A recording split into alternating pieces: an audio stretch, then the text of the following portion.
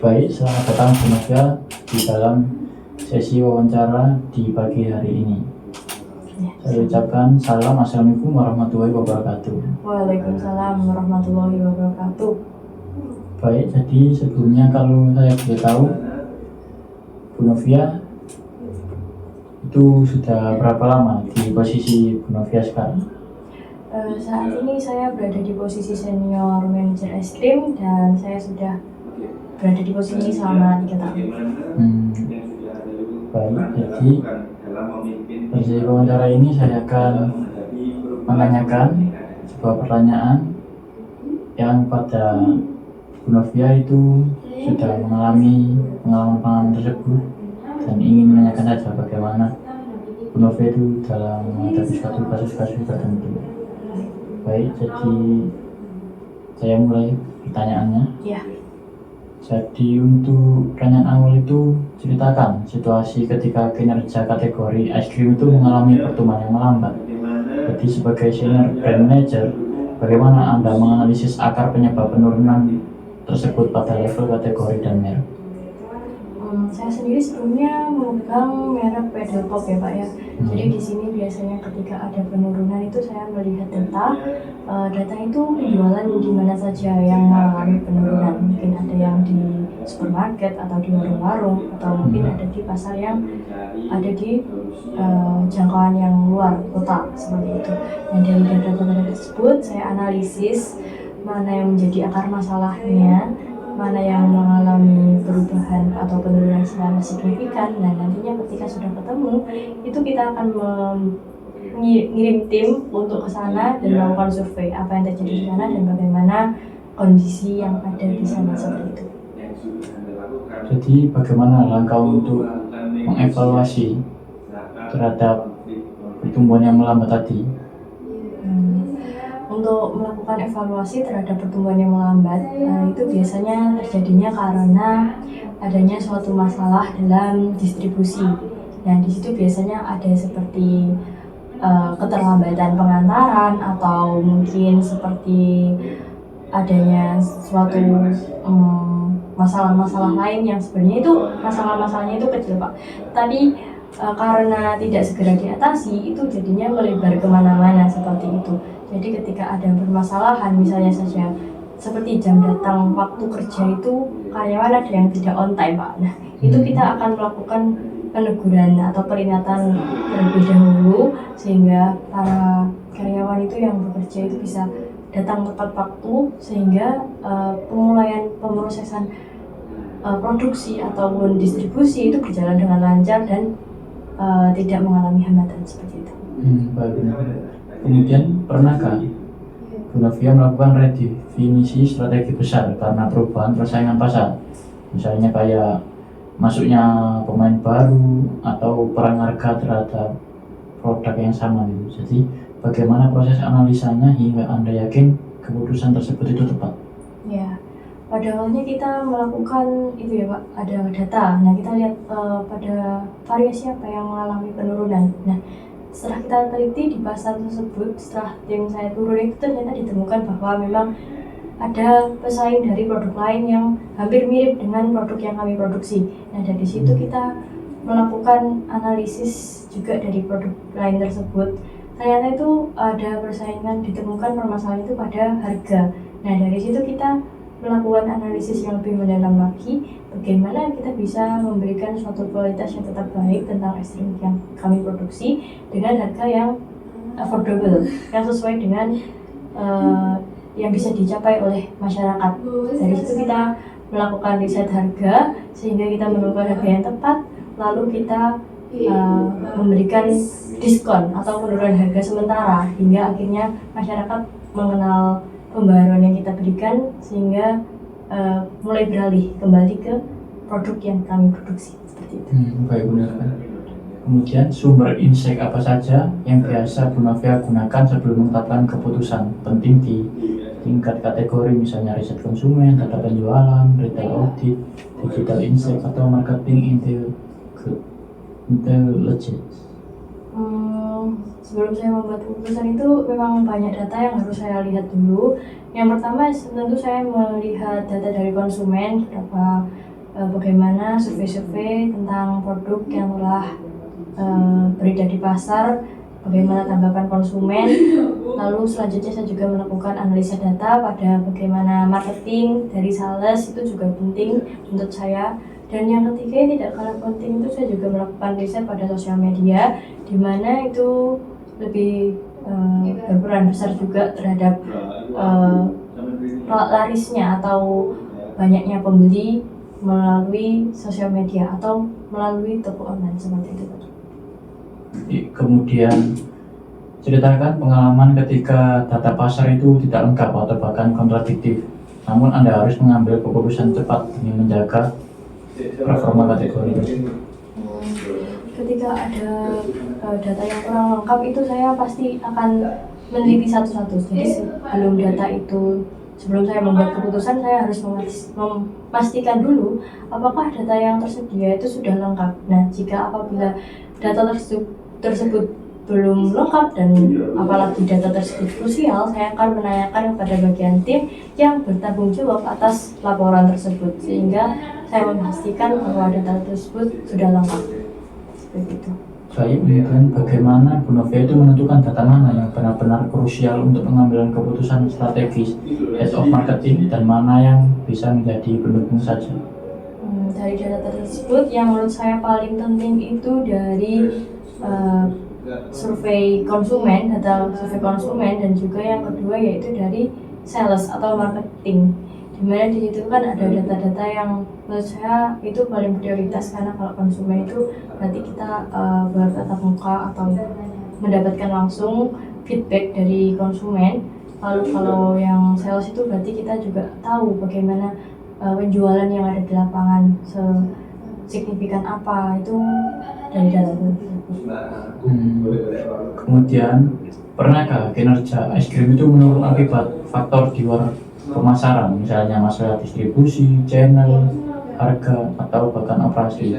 Jadi bagaimana Anda menemukan penyebab utamanya?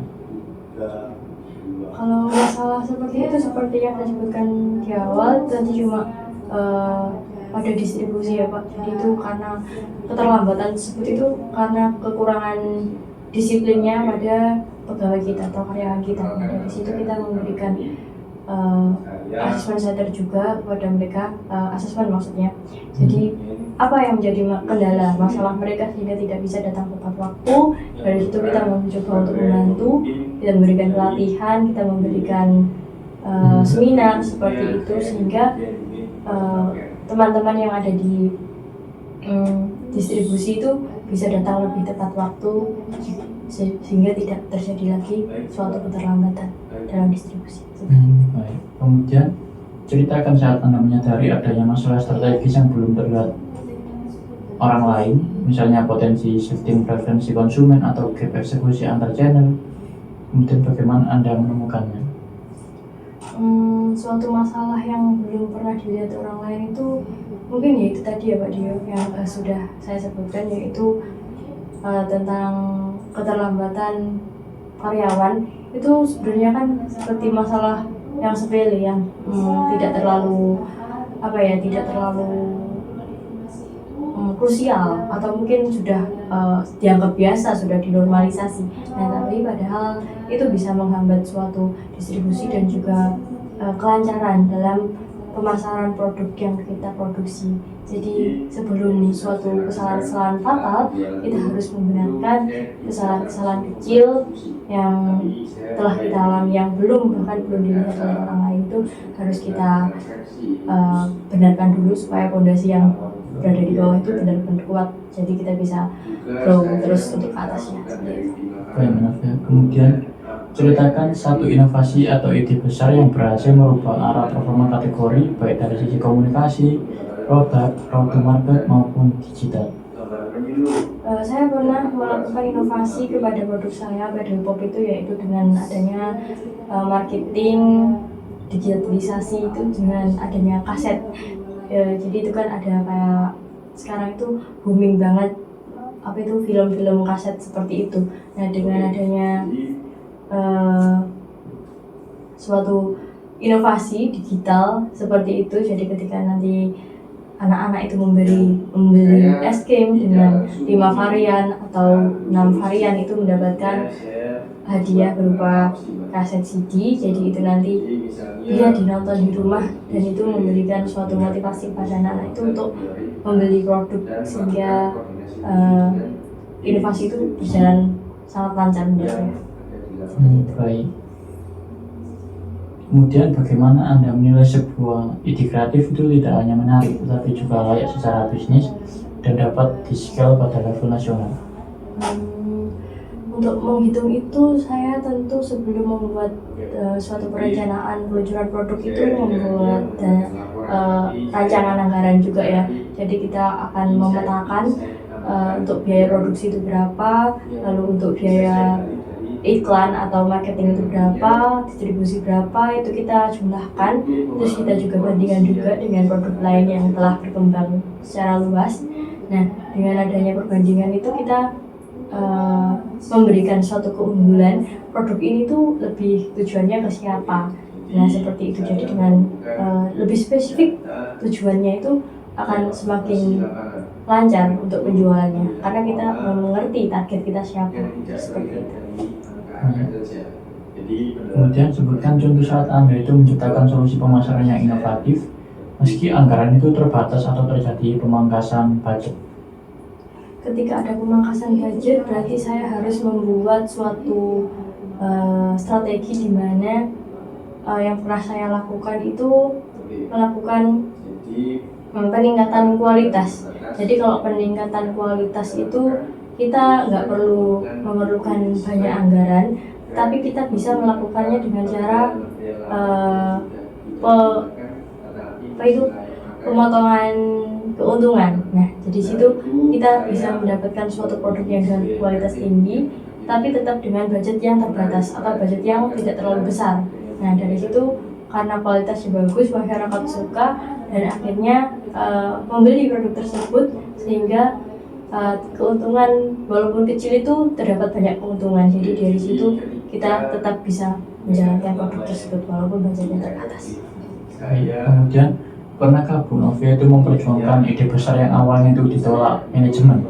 Jadi bagaimana proses Anda itu meyakinkan stakeholder hingga akhirnya itu ide tersebut dapat disetujui? Untuk itu saya biasanya pernah kemarin itu ketika ide untuk membuat suatu inovasi tentang es krim Bradle Pop, dimana yang awalnya dulu kan kita pakainya kaset ya. Nah, ternyata kan sekarang kaset udah cukup langka, jadi sekarang mau pakai game aja gitu.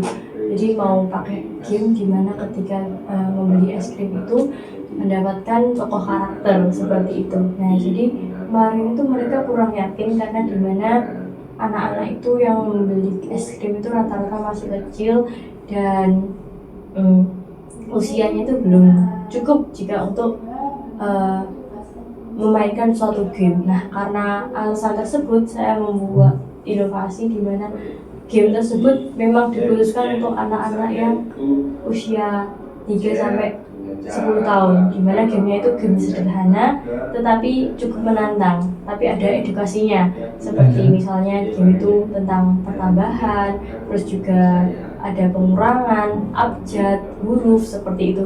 Jadi gamenya itu yang mengolah kognitif mereka. Jadi di situ marketing tim yang di atas saya itu akhirnya setuju karena ada inovasi tambahan yang saya berikan seperti itu. Baik. Kemudian bagaimana Bu Novia itu menyusun rencana peluncuran produk baru es krim mulai dari riset konsumen, bisnis case, desain, channel activation hingga evaluasi pasca peluncuran? Untuk perencanaan itu sebelumnya saya membuatkan suatu mind map kepada teman-teman, terus bagaimana pengembangannya nanti kita lakukan secara bersama, apa-apa saja yang perlu dikembangkan. Lalu kita juga membuat sebuah timeline, kapan kita harus melakukan ini, kapan harus kita melakukan itu, kapan kita harus promosi, kapan kita harus mulai meluncurkan, kapan kita peresmian. Seperti itu tuh kita buat semua timelinenya. Setelah semua terbuat itu kita pastikan tidak ada apa itu, kekurangan atau tidak ada celah di mana nanti ada mungkin akan gagal di sini seperti itu, kita pasti akan membuat suatu planning A atau B. Jadi ada kayak cadangan. Jadi ketika ada sesuatu yang gagal, kita masih ada planning yang lain seperti itu. Nah, ketika itu terjadi, kita akan melakukan evaluasi. Ternyata dengan metode ini tuh lebih bagus daripada metode B. Jadi untuk kedepannya lagi kita akan melakukan metode yang sama seperti itu. Baik. Ceritakan saat perubahan tren konsumen itu misalnya semakin ke arah healthy lifestyle atau gaya hidup sehat yang membuat Anda itu harus mengubah strategi cepat itu bagaimana? Ya tentu saja sekarang itu kan tantangannya juga itu kan healthy lifestyle seperti itu. Nah, untuk mengatasi hal tersebut, es krim yang kami keluarkan itu tidak hanya rasa manis, tapi kita menggunakan rasa buah-buahan. Dimana di situ kita menggunakan, ada juga ternyata anak-anak itu yang lebih suka rasa masam daripada rasa manis. Jadi anak-anak itu sekarang bisa untuk tetap memakan es krim tanpa adanya gula, tapi ada rasa asam tersebut. Nah, selain itu juga kita menggunakan bahan yang tidak terlalu berat, misalnya seperti coklat atau yang merusak gigi itu kita mengurangi. Jadi yang lebih mudah dicerna seperti itu aja. Jadi juga kontaknya itu nggak langsung ke gigi tapi ke lidah. Jadi hal tersebut bisa mendukung healthy lifestyle yang mereka lakukan seperti itu. Baik, kemudian bagaimana Anda bersikap ketika arahan manajemen itu berubah di tengah-tengah eksekusi strategi, terutama pada periode planning nasional? Ketika ada perubahan seperti itu, kami sebelumnya akan melakukan riset tersebut terlebih dahulu. Apa yang telah terjadi, apa yang sudah kami lakukan. Jadi ketika riset tersebut menemukan suatu fakta, ternyata kita sudah sampai sini dan ternyata langkah selanjutnya itu dihalangi oleh tidak setujuan tersebut. Jadi kita akan melakukan suatu negosiasi kepada atasan, kita itu sudah sampai sini dan langkah selanjutnya seperti ini. Kalau batasannya seperti ini tuh mungkin akan berdampak bla bla bla seperti itu. Nah, dari situ kita mencoba untuk menegosiasikan planning yang kita punya dengan apa yang diharapkan oleh tim di atasnya. Nah, dengan begitu kita akan mencapai suatu kesepakatan di mana itu tidak merugikan kami dan juga sesuai dengan harapan mereka seperti itu. Kemudian, pernahkah situasi pasar itu memaksa Bonovia untuk membatalkan kampanye besar yang sudah hampir berjalan? Jadi apa langkah Bonovia itu agar tetap menjaga impact kategori? Baik. Selama ini kampanye yang telah saya lakukan itu alhamdulillah berjalan dengan lancar terus. Jadi tidak ada kampanye yang dibatalkan atau di cancel seperti itu, tidak ada. Jadi selama ini saya bekerja itu kampanye yang saya lakukan berjalan lancar terus. Ya mungkin ada beberapa kontradiktif atau perbedaan pendapat gitu, tetapi itu masih dalam tahap yang wajar, tidak sampai pada pembatalan suatu kampanye. Baik. Kemudian ceritakan pengalaman ketika target pertumbuhan kategori tinggi namun tim anggaran atau resort itu terbatas. Jadi bagaimana Anda menyiasatinya? Pertumbuhan tinggi itu kan berarti kita sebenarnya memiliki potensi yang besar ya Pak. Jadi kita kalau bisa ya memaksimalkan pertumbuhan tersebut. Nah, kalau resource-nya terbatas berarti kita berusaha untuk memaksimalkan resource yang telah ada. Jadi ketika ternyata kita dibatasi dalam resource nih teman-teman, berarti kita harus benar-benar memanfaatkan atau meningkatkan kualitas research yang telah kita punya sehingga pertumbuhan itu tetap berjalan signifikan ke atas terus, tapi research itu bisa optimal seperti itu. Baik, kemudian bagaimana Anda itu menjaga fokus dan mental tim ketika mendapati deadline besar? Untuk mental tim kita selalu melakukan suatu evaluasi setiap kita selesai melakukan proyek besar, dan dari situ kita juga melakukan suatu apa itu namanya, healing atau rekreasi. Jadi ketika kita selesai melakukan proyek besar, kita tidak lupa untuk melakukan suatu penyegaran pikiran, kita melakukan suatu refreshing sehingga kita tidak mengalami yang namanya burnout atau yang namanya seperti tekanan mental. Itu kita jarang sekali terjadi karena kita selalu melakukan suatu tahap preventif dengan adanya keluangan untuk berpikir ketika kita telah atau apresiasi reward setelah melakukan suatu proyek yang besar seperti itu. Baik, apakah untuk acara healing tadi itu memakai anggaran dana dari masing-masing perorangan atau memakai anggaran dari perusahaan? Tentu saja ketika kita melakukan rekreasi itu kan juga termasuk dalam suatu proses yang ada di lingkup perusahaan. Nah itu kan juga merupakan suatu kebutuhan yang saya rasa memang kebutuhan oleh anggota saya. Nah karena seperti itu tentu saja perusahaan juga memberikan dana yang cukup untuk kita melakukan refreshing karena dari hasil kerja tim kita itu cukup menguntungkan keuntungan yang besar bagi perusahaan seperti itu. Jadi perusahaan tidak merasakan kerugian atau merasakan suatu yang terlalu berat untuk memberikan kami peluang untuk melakukan referensi tersebut. Baik.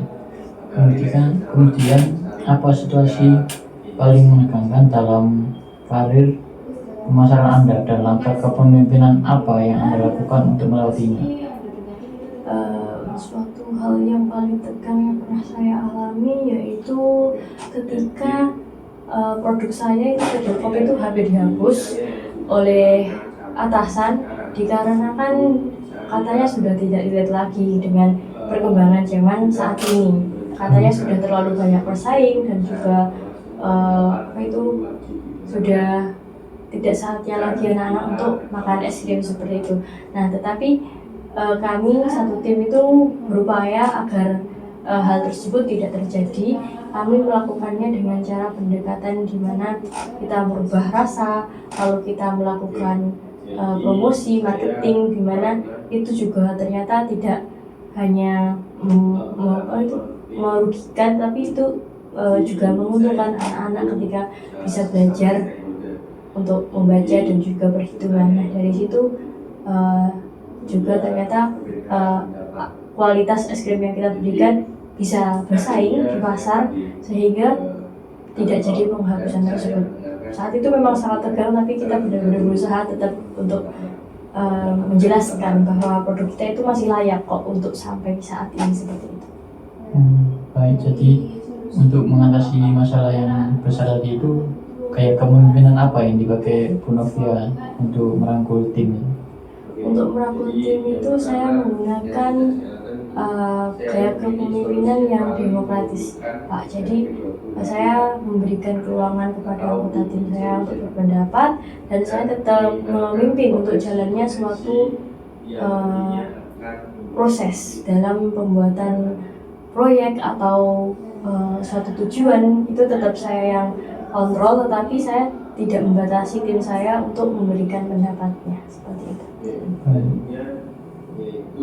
Kemudian bagaimana Anda memastikan seluruh aset komunikasi, TV komersial, materi digital, visual, copywriting selaras dengan brand equality dan standar Unilever? Sebelum saya menerbitkan suatu copywriting atau hasil dari kerja orang lain itu, saya akan melakukan pengecekan terlebih dahulu. Saya akan memberikan QC atau pengecekan terhadap kualitas tersebut apakah sudah benar dan sesuai dengan visi misi perusahaan kami atau belum. Jika sudah, saya akan meloloskan hasil kerja tersebut, dan apabila belum, saya akan meminta tim untuk memperbaiki dari hasil kerjanya. Baik. Kemudian bagaimana Anda memastikan pekerjaan tim itu tetap presisi meski harus bergerak cepat dalam kondisi kompetisi pasar yang intens? Ketika kompetisi pasar yang intens, kami akan lebih gencarnya itu kepada marketing, Pak. Jadi kita akan mengejarkan marketing kita hingga benar-benar banyak yang tahu tentang produk kita, sehingga produk kami dikenal dan dipercayai oleh masyarakat, seperti itu. Baik, kemudian apa yang membuat Anda itu tetap termotivasi membawa inovasi besar di kategori ekstrim meski pasar itu semakin kompetitif? Yang membuat saya merasa termotivasi itu karena merasa tertantang dengan perubahan zaman saat ini. Jadi dengan adanya banyak kompetitor itu juga sebagai self aktualisasi saya, di mana saya harus tetap berpikir kreatif dan inovatif di tengah perkembangan zaman yang begitu pesat. Jadi dengan adanya motivasi saya juga untuk bersaing dengan kompetitor lain, itu juga membuat saya bangga jika saya berhasil mencapai hal tersebut, seperti itu. Baik, kemudian ceritakan pencapaian bisnis besar yang Anda capai itu melampaui target. Yang pernah terjadi itu tadi, inovasi Pinocchio, di mana kita membuat suatu game itu ternyata penjualannya sangat signifikan. Yang awalnya cuma 70% itu benar-benar sampai yang 80%. Nah, di situ kita tahu ternyata minat masyarakat terhadap digitalisasi suatu produk keuangan itu benar-benar banyak. Dari situ kita benar-benar lega dan juga merasa senang dengan pencapaian yang kita lakukan. Baik, kemudian apa langkah konkret yang Anda lakukan itu untuk memastikan tim terus konsisten sampai mencapai target sepanjang tahun? Agar tim tetap konsisten, kita yang pertama yaitu tadi kita tetap melakukan budaya yang ada di organisasi, lalu kita juga memberikan suatu libur atau refreshing kepada karyawan. Kita tetap melakukan suatu keseimbangan antara pekerjaan dan juga kehidupan pribadi para karyawan. Di situ kita membuat mereka merasa dihargai dan juga merasa memiliki waktu untuk keluarga, dan di situ mereka memiliki semangat untuk bekerja dan untuk terus tetap berkembang dan berinovasi, seperti itu.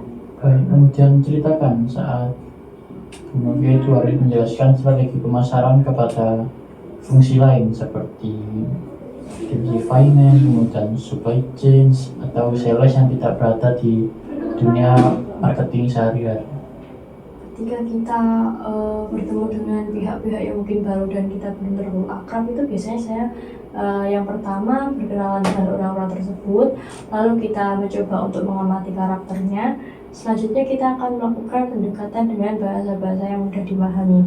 Jadi kita akan melakukan suatu komunikasi asertif di mana dua belah pihak itu merasa percakapan yang saling menyambung, sehingga kita bisa melakukan komunikasi yang lancar tanpa halangan, seperti itu. Nah, ketika komunikasi itu sudah berjalan dengan lancar, tentu saja hubungan dengan tim lain itu juga akan berjalan seirama, seperti itu. Baik, kemudian apakah Bu Novia pernah mengalami kayak penurunan pangsa pasar atau kegagalan kampanye? Jika iya, bagaimana cara Bu Novia itu menyampaikan berita negatif tersebut kepada manajemen puncak tanpa menimbulkan kegaduhan atau divisiveness? Untuk kampanye yang gagal itu sebenarnya saya tidak ada, tapi kalau berita negatif tentu saya pernah mendapatkannya. Saat itu saya cara menyampaikannya ke manajemen puncak yaitu dengan memberikan, yang pertama kita membuat pernyataan. Nah, lalu pernyataan itu kita sertakan dengan bukti-bukti, dengan evidence, data-data yang ada. Nah, dari situlah kita mulai mengkomunikasikan dengan bahasa yang sopan dan santun kepada manajemen puncak. Lalu kita juga menjelaskan analisisnya seperti apa, dampak negatifnya seperti apa, separah apa. Lalu kita selain itu juga memberikan suatu penawaran solusi, sehingga kita tidak hanya memberikan suatu fakta yang tanpa solusi. Kita juga telah berpikir, kita sebelumnya telah mengolah data tersebut, sehingga kita sudah menemukan solusi yang siap untuk digunakan. Baik, bisa saya minta untuk menerangkan berita negatifnya itu seperti apa dan solusi apa yang Bu Novia itu ambil? Berita negatifnya yang pernah kita dapatkan yaitu penjualan pada produk tertentu, variasi pedal pop yang kami bikin itu, yang rainbow itu pernah mengalami penurunan, dimana dari target yang awalnya kita yang kita target sampai penjualan 70% itu ternyata cuma berlaku 50% dari hasil produksi. Nah dari situ kan ternyata terlalu banyak runtuhnya negatif atau berita negatif tersebut. Jadi ketika itu terjadi, kita memberikan suatu solusi kepada manajemen puncak untuk melakukan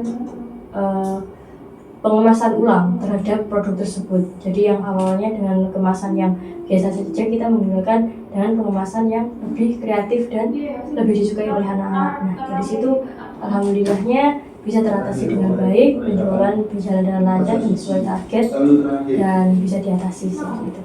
Baik, kemudian pernahkah Anda itu mempertahankan keputusan strategis dalam debat terbuka dengan manajemen atau divisi lain, dan bagaimana hasilnya? Ketika saya memiliki pendapat itu biasanya saya sudah memiliki dasar-dasar yang kuat, di mana saya yakin yang saya katakan itu yang menurut saya benar dan juga sesuai dengan fakta-fakta yang ada di lapangan. Ya dengan begitu saya akan tetap mempertahankan pendapat saya, dan ketika ada yang menolak saya akan memberikan suatu bukti-bukti, suatu data-data yang telah ada sehingga mereka akan mengetahui oh ternyata apa yang telah saya putuskan, apa yang saya berikan itu ternyata tepat seperti itu, sehingga dengan sendirinya mereka akan melakukan suatu keputusan yang sama dengan saya seperti itu. Baik, kemudian bagaimana Bu Novia itu dalam menyusun laporan performa marketing agar tetap ringkas, mudah dicerna namun tetap mencerminkan akurasi data bisnis yang kompleks? Untuk menyusun laporan saya selalu percayakan kepada sekretaris saya, di mana ketika penyusunan itu saya pastikan bahwa sesuai dengan template atau sesuai dengan bagian-bagian yang diperlukan oleh perusahaan, sehingga ketika laporan tersebut keluar itu memang menyajikan data-data dan fakta-fakta yang ada di lapangan dan sudah lengkap seperti itu. Pernahkah laporan Anda itu tidak diterima karena kurang jelas?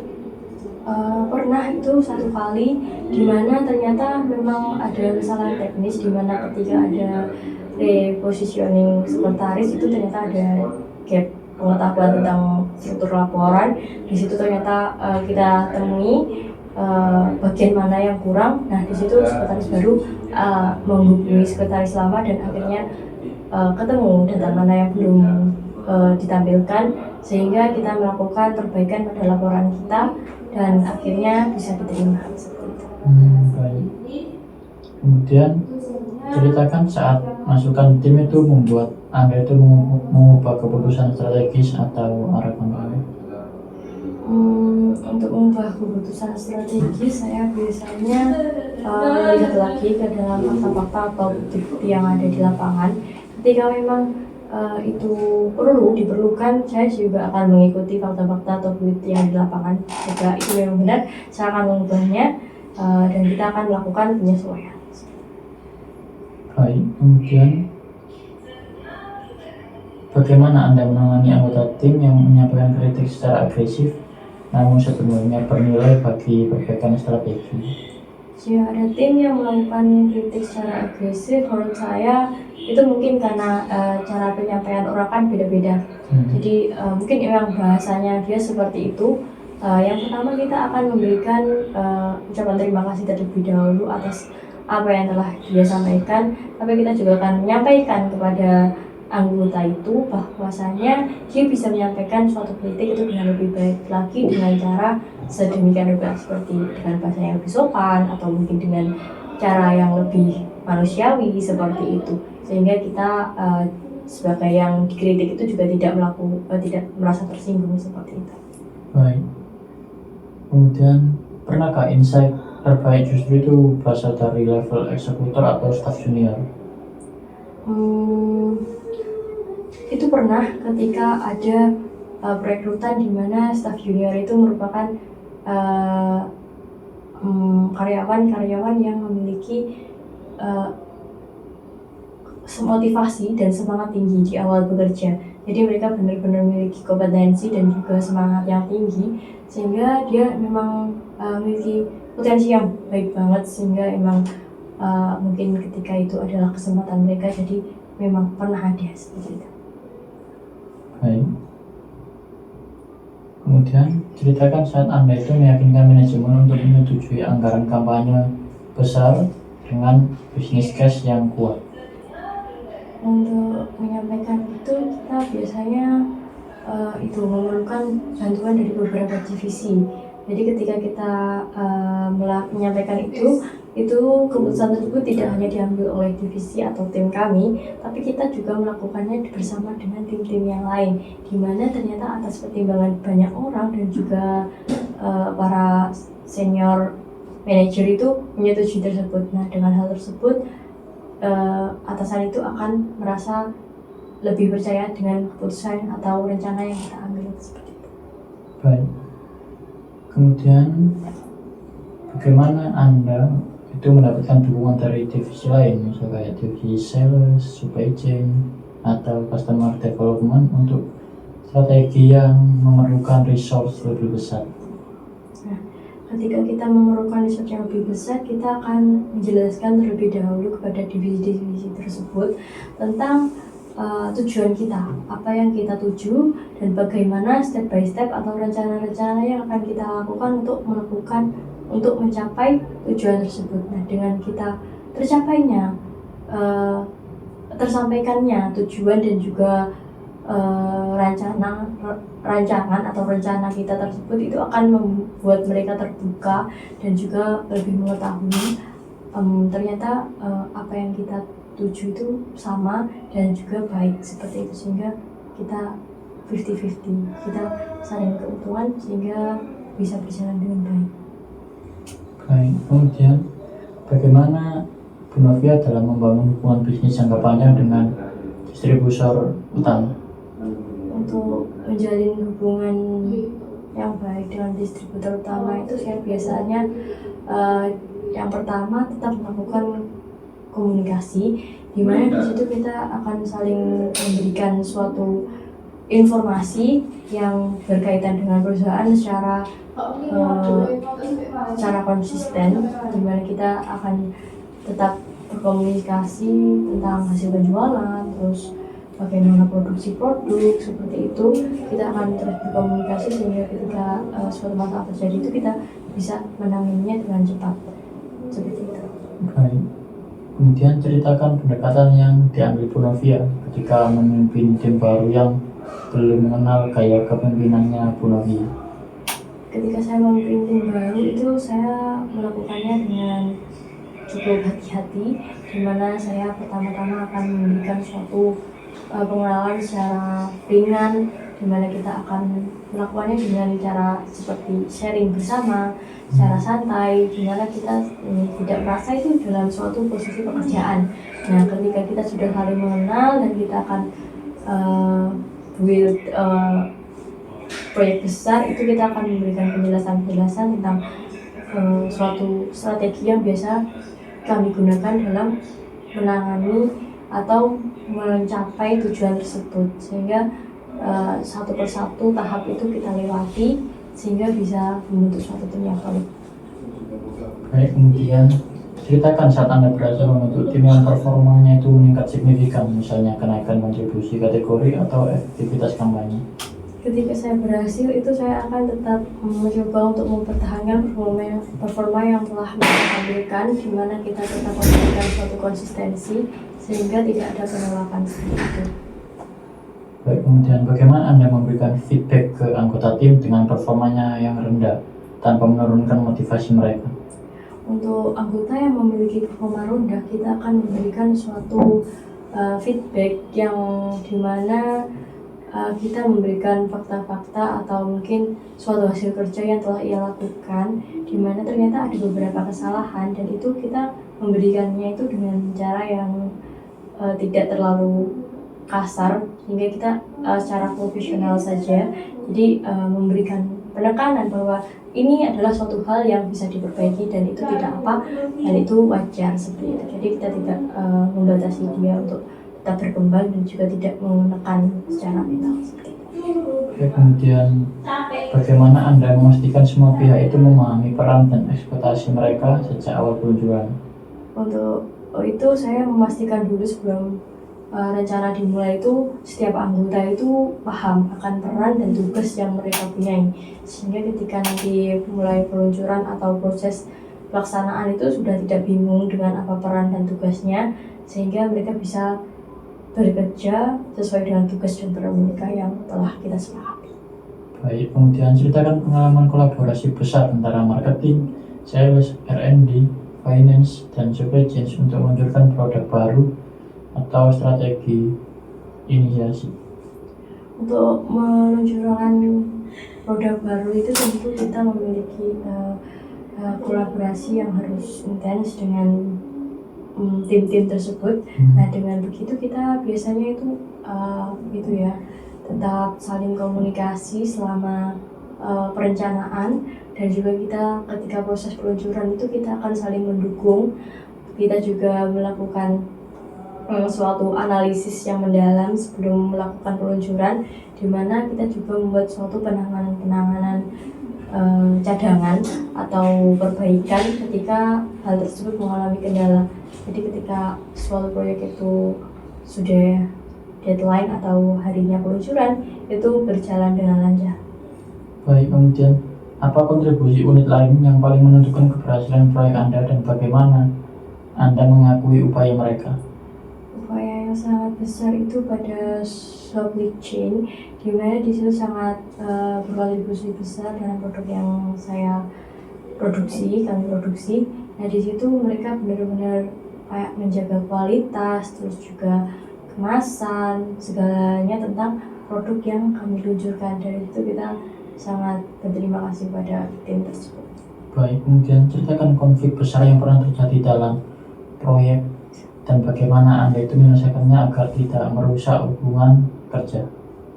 Konflik yang pernah terjadi itu jarang sekali sih Mas, kalau antar tim atau anggota, karena kita biasanya tetap menjalin komunikasi dan juga kita sudah mengenal karakter satu sama lain, sehingga konflik-konflik tersebut itu belum sampai pecah itu sudah ada problem solvingnya. Jadi nggak sampai yang bener-bener konflik ribut gitu, nggak ada. Jadi teman-teman itu solid dan juga bisa menghargai satu sama lain. Jadi tidak ada perpecahan seperti itu, karena ketika ada suatu masalah kita akan memberikan atau menyampaikan dengan bahasa yang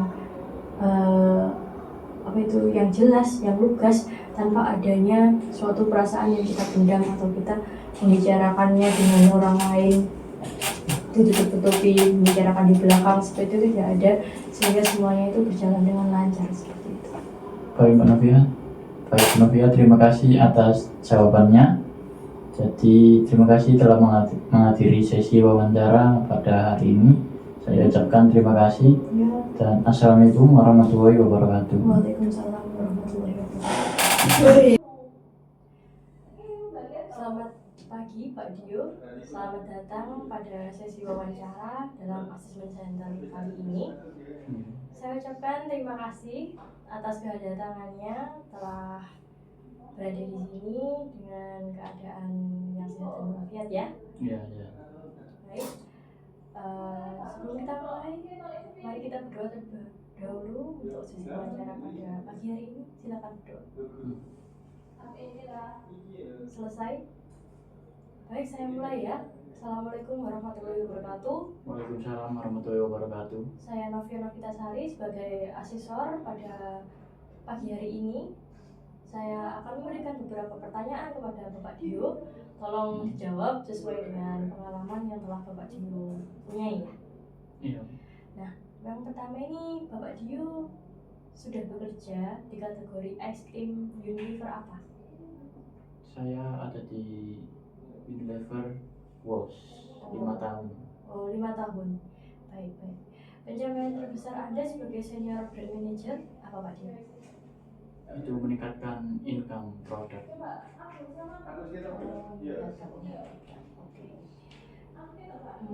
Kalau pencapaian terbesar Anda sebagai senior manajer posisi. Style leadership Anda saat ini seperti apa, Pak Di? Style leadership saya itu mendengarkan semua pendapat ya. Jadi saya itu melakukan perspektif 360 derajat pada Ya. semuanya.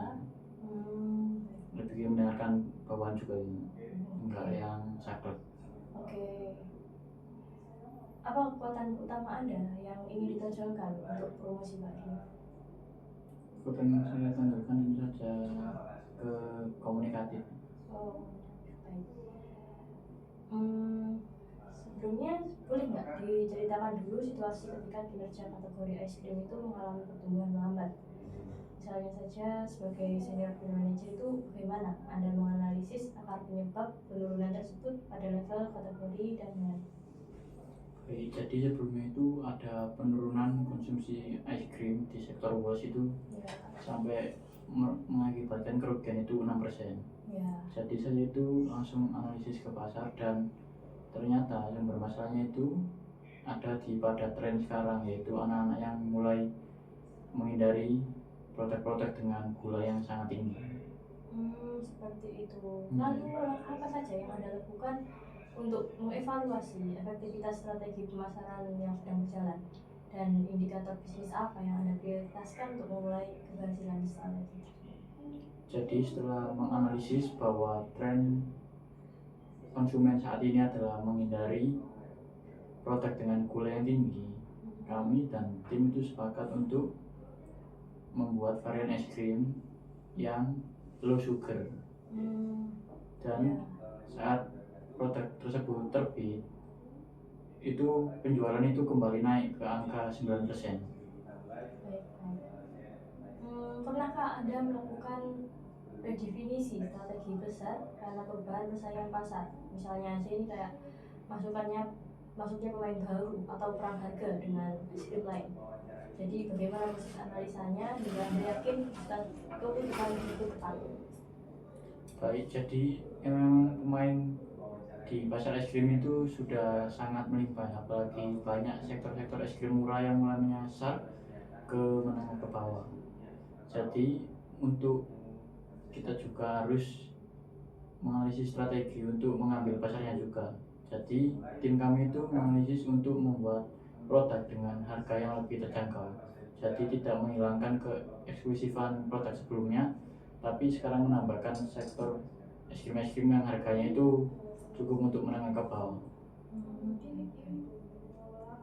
Lalu sumber insight apa yang biasa Anda gunakan sebelum menetapkan keputusan penting di tingkat kategori? Misalnya seperti riset konsumen, data penjualan, retail audit, digital insight, atau market intelligence. Saya yang pertama itu pasti data penjualan dulu ya. Kalau dilihat di data penjualan itu ada mengalami penurunan tingkat konsumen. Ya. Jadi saya langsung melakukan audit juga ke sektor-sektor apa alasannya. Jadi setelah alasan apa itu kami langsung mencari data konsumen, apa alasan konsumen itu mulai menurunkan minat mereka terhadap es krim kami, apakah karena rasa, apakah karena harga, atau bagaimana. Nah, jadi saya temukan itu pada kasus saya itu orang-orang itu menurunkan konsumen es krim mereka itu mungkin karena di situasi saat ini tuh cuacanya kan lagi dingin. Jadi untuk menghadapi situasi itu kami menyiapkan es krim yang tetap relevan untuk diminum di cuaca dingin, seperti kayak rasa-rasa yang menghadirkan kehangatan, kayak rasa coklat yang sensasinya itu menghangatkan, seperti itu.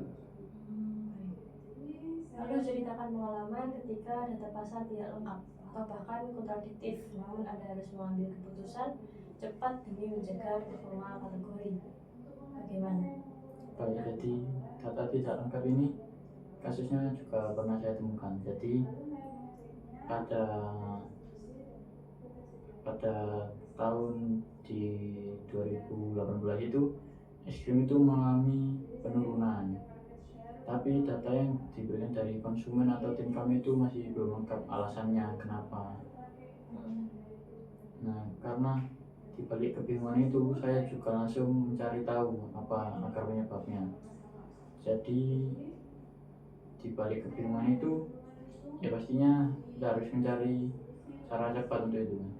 Nah, jadi kalau menggunakan data yang ada itu kan cuma ada data dari penurunan produk tertentu. Nah, itu banyak di produk-produk yang rasanya itu rasa buah itu menurun.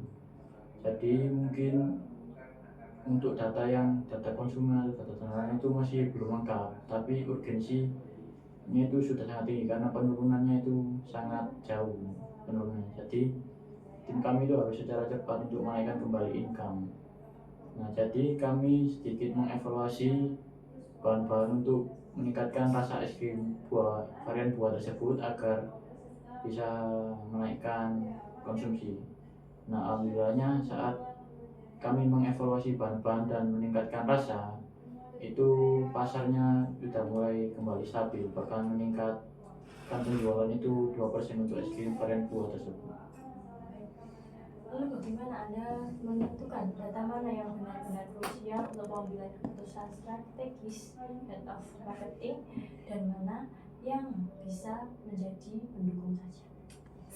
Tentunya untuk data yang paling penting itu sebenarnya kan kita ini produk untuk dimakan dan untuk konsumen. Jadi tentu saja data yang paling penting adalah penilaian konsumen terhadap produk kami. Jadi misal keseluruhan konsumen itu merasa tidak puas atau bagaimana, jadi data tersebut yang penting. Apakah kita harus mengevaluasi rasa atau mengevaluasi harga atau bagaimana. Untuk data pendukung yang mungkin kita itu mulai bertindak itu tentu saja saat memperhatikan data penurunan income kita. Jadi kalau misal data income kita menurun tapi masih menurun 2, 1 gitu mungkin masih ada di angka stabil gitu masih bisa. Tapi kalau udah menurun drastis misal 6 dan itu terjadinya itu panjang sekali, tentu kita harus analisis. Jadi untuk data utama tentu saja tetap data konsumen, kemudian untuk data pendukung ya itu data income tadi. Baik, pernahkah kinerja es krim menurun akibat faktor di luar pemasaran, misalnya seperti masalah distribusi, channel harga, atau operasi? Lalu bagaimana Anda menemukan penyebab utama tersebut?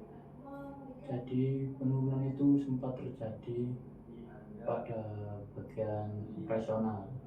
Itu karena ketidaksinkronan tim saya yang itu kayak bahan-bahan baku untuk pembuatan es krim itu sempat delay. Nah, jadi setelah terjadi tersebut saya komunikasikan dulu apa sih yang penyebab delay, apakah emang karena kelalaian atau apa. Yang saya temukan itu ternyata emang gara-gara kelalaian untuk mendatangkan bahan-bahan tersebut. Jadi saya langsung memberikan dia itu teguran untuk lain kali tidak, karena itu sangat merugikan perusahaan juga kalau ada keterlambatan seperti itu. Jadi produknya itu telat dalam masa produksinya seperti itu. Ya, saat Pak Dio menyadari adanya masalah strategis itu terus juga belum terlihat oleh orang lain, misalnya seperti potensi shifting preferensi konsumen atau gap eksekusi antar channel, itu bagaimana Anda menemukannya Pak Dio? Jadi saya juga itu sering memantau media sosial, utamanya untuk sektor es krim ini saya sangat pantau di media sosial. Jadi memang seperti saya katakan tadi, untuk tren-tren saat ini tuh anak-anak itu sudah mulai kayak melek terhadap kesehatan. Jadi mulai berolahraga dan menghindari makanan atau minuman dengan gula tinggi. Makanya untuk itu saya langsung menganalisis pasar, apalagi saat kondisi tersebut emang terjadi beneran penurunan income karena mungkin trennya sekarang udah ke trennya sehat. Jadi kami juga memutuskan untuk membuat es krim yang sehat dengan kayak low sugar gitu, biar anak-anak itu lebih bisa memandang es krim ini jadi bukan yang gula tinggi, ada yang varian juga yang low sugar. Ya.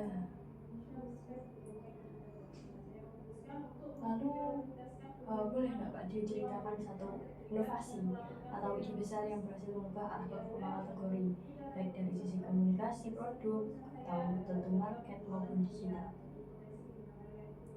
Baik, jadi saya itu merubah produk inovasi itu lewat pemasaran digital. Biasanya itu saya menggunakan iklan kreatif untuk menarik minat. Jadi iklan tersebut itu kayak seperti di short film atau short movie itu tentang produk es krim ini, kayak menggambarkan cerita yang fun untuk es krim ini, terus kenapa es krim harus pilih es krim ini.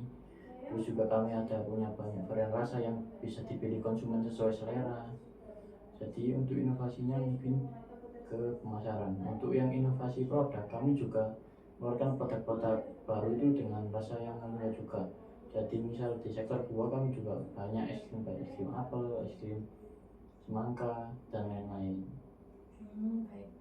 Lalu bagaimana Anda menilai apakah sebuah ide kreatif itu tidak hanya menarik, tapi juga layak secara bisnis dan dapat di scale pada level nasional? Baik, jadi untuk melakukan sebuah pengiklanan kami juga harus menetapkan budget untuk iklan. Jadi agar tidak boncos untuk periklanan saja, udah kami hitung semuanya. Jadi untuk biaya iklan itu harus balance dengan nanti misal keuntungan yang didapat dari iklan. Dan terus kami juga tinjau setelah periklanan tersebut, apakah memang iklan tersebut itu berfungsi secara benar, yaitu memasarkan. Nah, jadi setelah kami memasang iklan kreatif yang berbentuk short movie tadi, ya itu pasar itu mulai naik. Dari awalnya itu income naik 3%, itu menjadi naik ke 9%. Baik, lalu sebutkan contoh saat Anda menciptakan solusi pemasaran inovatif meski anggaran terbatas atau terjadi pemangkasan budget. Baik, jadi misal ada untuk kasus saya sempat ada juga kayak pemasaran yang harus dilakukan, namun memang untuk alokasi budget untuk pemasaran kali itu memang agak rendah karena memang untuk biaya produksi terlebih dahulu, karena memang biaya untuk periklanan dipangkas. Jadi saya lebih ke iklan-iklan yang emang sifatnya itu komersil namun yang sesuai budget aja. Misalnya kayak iklan singkat yang bukan yang berbentuk short movie tadi, karena short movie tadi kan juga biayanya udah disesuaikan, itu kalau biayanya agak tinggi tapi udah sesuai.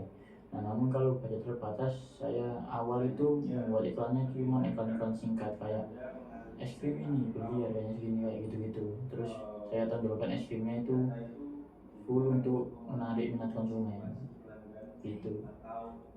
Baik, selama Pak Dio membuat sebuah inovasi ini, pernah nggak yang awalnya ditolak oleh manajemen?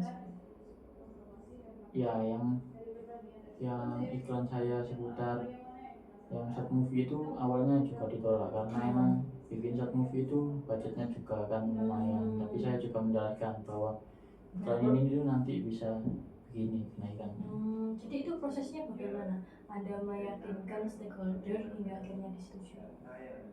Jadi saya meyakinkannya itu melewati presentasi. Jadi mengapa agensi untuk kita itu harus memasang iklan kayak short movie ini?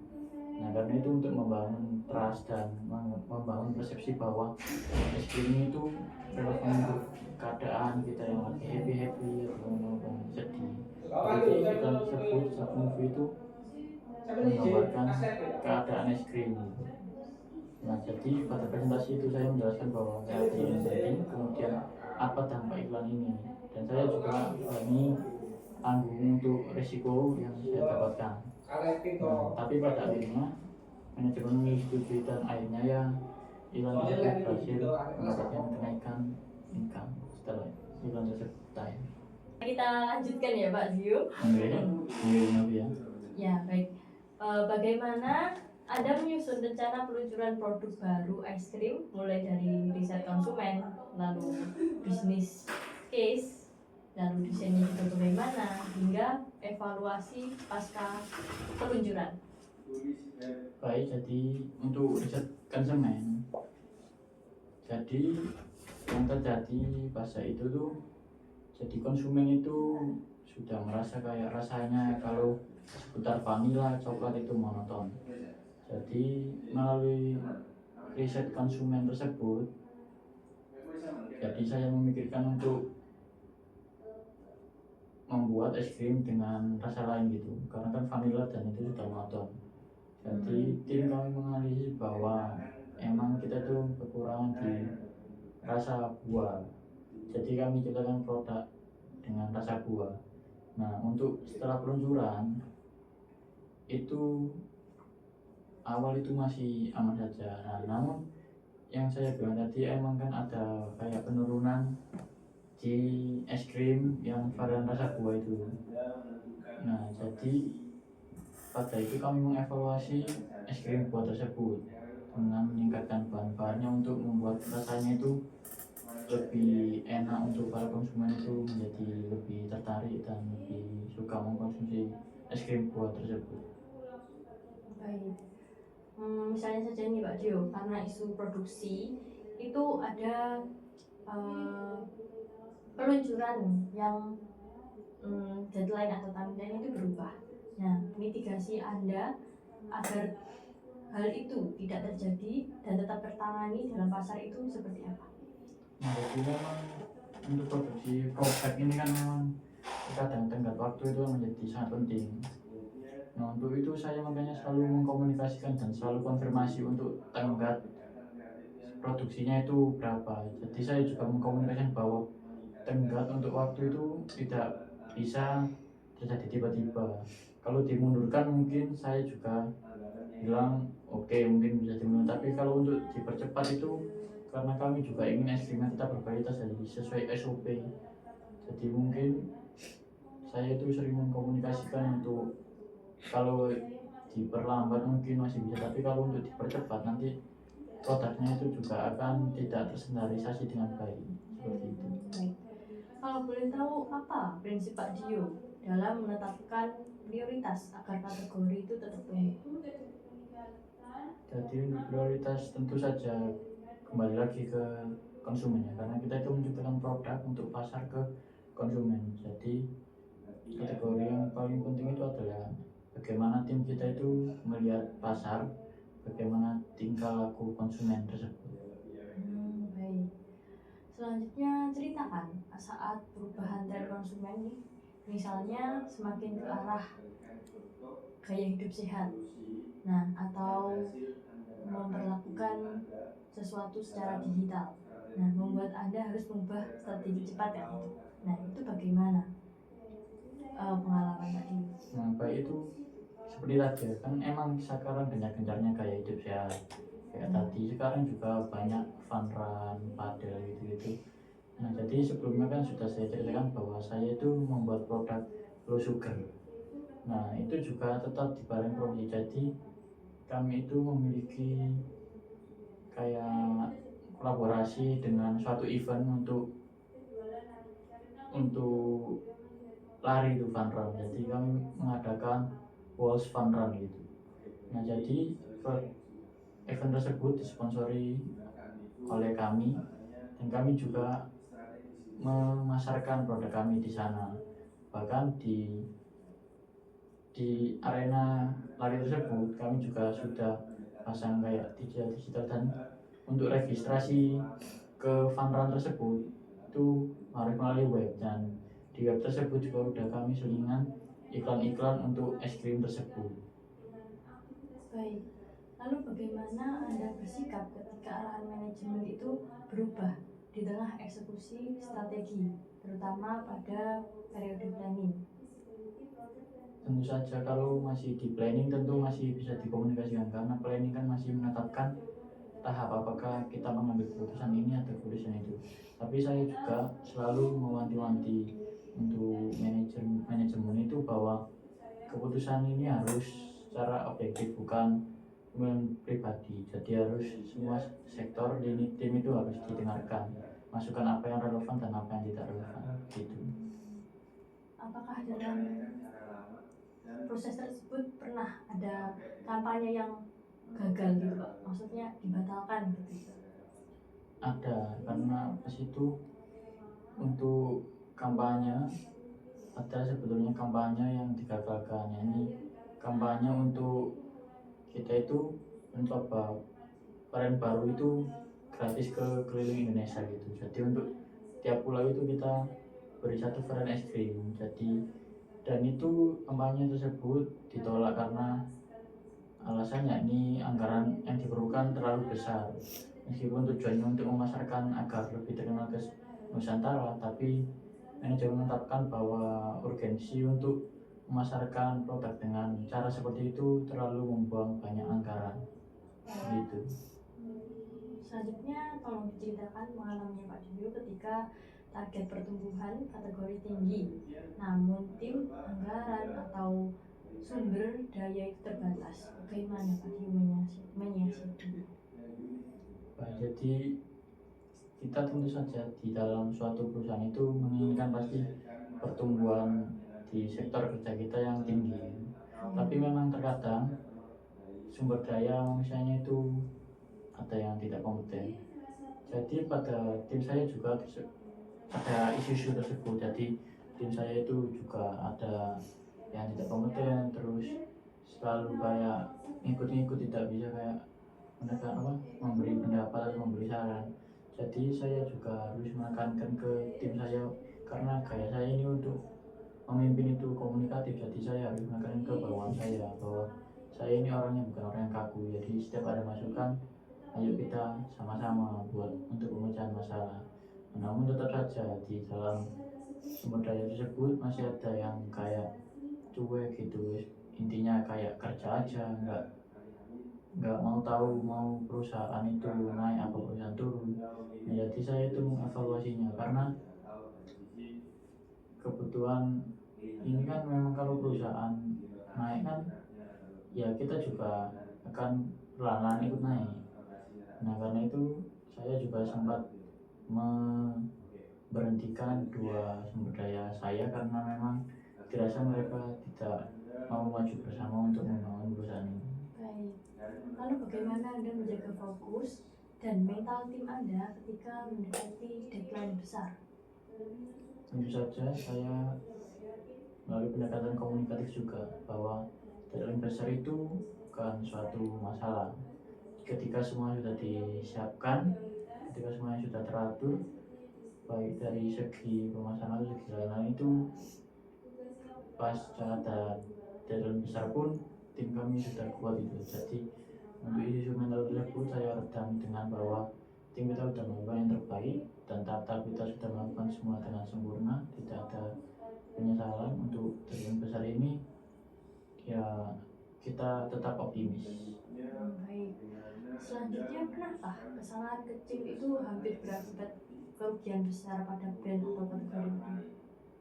Tentu yang pas itu kan ada keterlambatan itu. Ya. Itu menurut saya awalnya itu dari masalah kecil karena kelalaian yang harusnya datang pukul 8 itu terlambat sampai ke pukul 9. Kelihatannya sudah 1 jam itu kecil mungkin bagi beberapa orang, tapi saat diproduksi itu sangat mengganggu sekali karena keterlambatan 1 jam itu bisa menunda produksi lain dan bahkan itu bisa mengurangi income perusahaan dalam menghasilkan produk. Ya, lalu upaya apa yang telah Pak Dio lakukan untuk mencegah hal tersebut terjadi kembali? Jadi pasca kejadian tersebut saya menempatkan agen khusus untuk membantu menangani masalah tersebut. Jadi agen tersebut adalah untuk mengawasi adanya keterlambatan itu. Jadi sudah disiapkan misal kalau ada keterlambatan misal gara-gara emang bahan bakunya di sana lagi kosong atau gimana, itu jadi sudah ada pihak yang untuk mengalternatifkan. Dan untuk kesalahan yang karena kelalaian tadi juga sudah diingatkan dan sudah ada sanksi yang berlaku pada pihak-pihak yang membuat kelalaian tersebut. Ya, saya penasaran apa sih yang membuat Pak Dio tetap termotivasi membawa inovasi besar di kategori es krim meski pasar semakin kompetitif?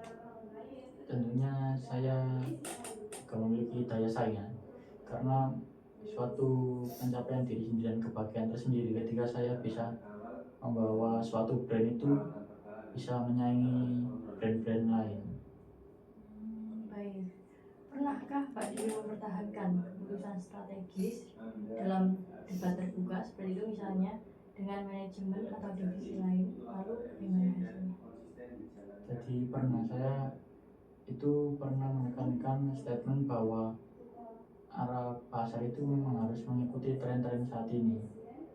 Jadi awalnya itu es krim yang low sugar itu ditentang oleh banyak pihak karena kan mungkin mereka merasa es krim kan emang dasarnya itu harus manis, jadi gula yang segitu segini itu enggak terlalu berpengaruh karena emang dasarnya es krim itu masuk ke kategori manis. Namun saya juga tekankan bahwa pasar tren saat ini itu sedang menyasar ke produk-produk low sugar, bahkan dari produk-produk minuman atau hal lain itu sudah memiliki produk low sugarnya. Sedangkan kalau kita tetap mempertahankan bahwa es krim itu harus manis dan gulanya itu harus tinggi sehingga rasanya itu enak, itu tidak bisa karena memang pasar sekarang itu menyasar ke gaya hidup sehat seperti itu. Baik. Pernahkah laporan Anda itu tidak diterima karena kurang jelas oleh atasan Mbak Dio? Untuk pelaporan, saya itu selalu melaporkan keadaan situasi itu dengan jelas berdasarkan data. Jadi saya rasa dalam pelaporan saya itu tidak ada yang kurang dengan jelas. Baik. Selanjutnya, tolong ceritakan saat masukan tim membuat Anda mengubah keputusan strategis atau arah kampanye. Itu bagaimana ketika ada tim yang memberikan suatu pendapat yang mungkin saja berbeda dengan pandangan Mbak Dio? Baik, jadi saat pada divisi tim kami itu membicarakan tentang varian buah baru apa yang mau ditambahkan. Nah itu banyak perbincangan semua buah. Nah saya itu maunya itu inovasi kita itu ke arah buah-buah yang kayak rasanya manis dan segar itu. Saya ingin membuatnya itu seperti es krim stroberi. Namun dari tim itu seperti karena stroberi itu mungkin sudah terlalu banyak es krim dengan nuansa stroberi, misalnya kayak stroberi choco dan lain-lain, itu tim kami itu langsung menyarankan untuk es krim yang untuk brand beda dan itu menggunakan rasa manis dan asam, yakni dari nanas gitu. Dan saya pikir relevan juga karena memang jika kita mau memasuki pasar itu kita harus memiliki identitas juga, dan mungkin produk nanas itu bisa jadi produk unik gitu. Bagaimana Anda menangani apabila anggota tim Anda itu menyampaikan kritik secara agresif, namun sebenarnya nilainya itu baik, bernilai bagi perbaikan strategi? Baik, saya itu orangnya tidak tertutup dengan masukan ataupun kritik.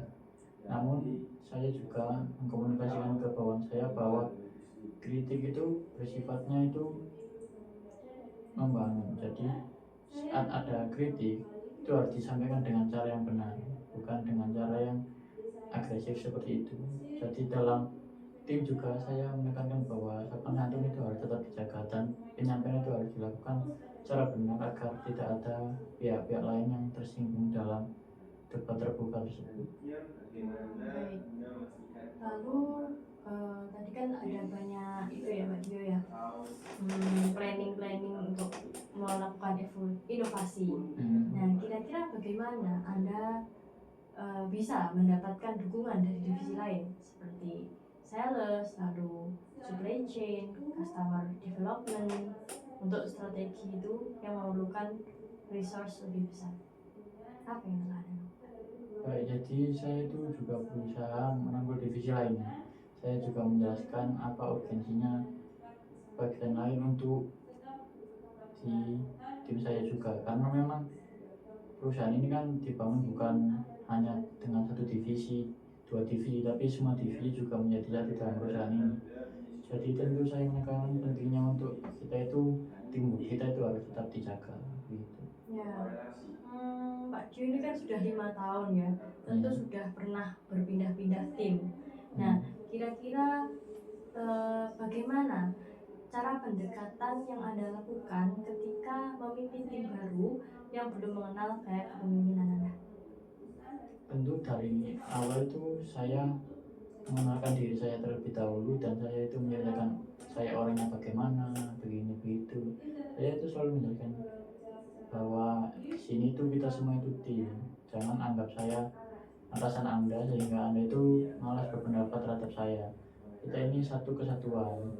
Mungkin posisi saya mungkin lebih tinggi daripada Anda. Namun terkadang masukan dari Anda itu bisa menjadi fitur penting untuk saya dalam mempertimbangkan keputusan yang saya buat. Jadi seperti itu. Nah, baik. Ketika Anda berhasil nih membentuk tim yang performanya meningkat signifikan, misalnya saja kenaikan kontribusi kategori atau efektivitas kampanye. Nah, itu bagaimana prosesnya? Ketika baru mengenal sehingga bisa terbentuk timnya. Jadi setelah saya menciptakan tim itu, saya juga memeta-metakan tim tersebut. Jadi ada bagian khusus untuk yang bertanya pada sales-sales sistem tersebut, apa yang membuat naik atau turunnya sebuah income dari es krim tersebut. Kemudian saya juga ada untuk yang menyasar ke konsumen langsung untuk bertanya kenapa kamu nggak mau es krim ini atau apa alasannya. Kemudian saya juga ada di tim itu untuk menganalisis media sosial, trennya bagaimana atau tren-tren yang sedang viral sekarang itu butuhnya itu produk yang kayak gimana, jadi begitu. Baik. Lalu bagaimana dengan anggota tim yang performanya rendah, Pak Dio? Cara Anda untuk memberikan motivasi tanpa menurunkan harga diri atau rasa respectnya ke Anda itu? Jadi untuk anggota yang performanya rendah itu saya harus tetap melihat secara objektif apakah memang dari anggota yang performanya rendah tersebut itu masih ada kompetensi yang masih diperlukan untuk tim saya. Nah, misal kalau kompetensinya dia itu tinggi di analisis media sosialnya namun terlalu susah untuk mengungkapkan pendapat, nah saya itu memotivasinya agar dia itu lebih mengutamakan berpendapat karena pendapat di sini itu tidak dilarang, kita itu sebagai tim.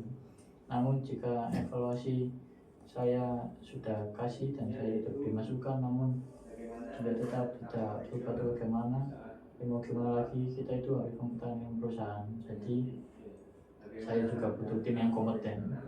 Jadi mungkin langkah untuk mengganti 1-2 orang yang tidak kompeten itu masih bisa, namun bukan opsi pertama. Jadi opsi pertama itu mengevaluasi dulu dia itu punya kelebihan di apa. Satu tim kan pasti itu juga ya Pak Dio, memerlukan bantuan dari divisi lain. Kira-kira apa kontribusi dari unit lain yang paling menguntungkan keberhasilan proyek Anda dan bagaimana Anda mengakui upaya dari divisi lain itu? Nah, jadi divisi lain itu yang sangat berpengaruh saja supply chain-nya, karena kita itu butuh bahan dasar dan bahan pokok. Apalagi kalau kita misal ingin kayak inovasi produk baru, pasti bahan-bahannya juga berbeda dari yang produk-produk sebelumnya. Misal kalau kita membuat produk yang tadi nanas tadi, tentu supply chain itu sangat bagus, kita komunikasikan dulu produk mana yang bagus untuk kita jadikan bahan-bahan begitu. Baik. Dalam suatu tim itu kan pasti pernah ada konflik ya Pak Dio. Nah, tolong ceritakan konflik besar yang pernah terjadi dalam proyek lintas fungsi dan bagaimana Anda menyelesaikannya agar tidak merusak hubungan kerja tersebut. Baik, jadi memang terkadang itu di tim saya itu ada orang-orang yang kayak masalah pribadi itu dibawa ke perusahaan. Misal kayak anggota saya dulu itu pernah bertengkar memang gara-gara ya mereka itu temenan dari lama, pulang kerja itu juga kayak bareng gitu, tapi ada konflik di antara mereka gitu karena kayak suatu hari itu mereka itu saling kayak cekcok gitu karena salah-salah kayak gini pas ada kayak suatu permasalahan. Nah saya itu langsung memanggil mereka berdua karena mau gimana pun masalah pribadi itu tidak boleh dibawa ke perusahaan karena perusahaan itu tempat kita harus bekerja dan kita harus profesional untuk bekerja. Selanjutnya, bagaimana Anda menangani situasi ketika dua anggota tim itu kunci berselisih, tetapi keduanya itu memiliki peran yang krusial dalam keberhasilan kategori Anda? Itu kalau peran krusial saya tidak bisa membiarkan begitu saja mereka terus berkonflik. Pasti harus saya bantu untuk menemukan titik tengahnya dulu agar permasalahan mereka. Jika memang masalah tersebut adalah konflik pribadi, maka saya harus menekankan bahwa konflik pribadi itu urusan di luar. Karena kita kalau sudah ada di perusahaan, kita sudah bekerja, komitmen kita itu untuk perusahaan. Jadi untuk konflik pribadi tersebut tidak seharusnya dibawa ke dalam perusahaan. Seperti itu. Baik, terima kasih Mbak Dio atas jawabannya tentang pertanyaan yang telah saya sampaikan. Assessment Center kita kali ini sudah selesai sampai di sini. Saya ucapkan selamat Mbak Dio karena sudah melalui tahap ini dengan baik. Baik, siap Bu Novia. Terima kasih. Baik, mari kita tutup Assessment Center pada wawancara pada pagi hari ini. Saya akhiri. Wassalamualaikum warahmatullahi wabarakatuh. Waalaikumsalam warahmatullahi wabarakatuh. Selamat.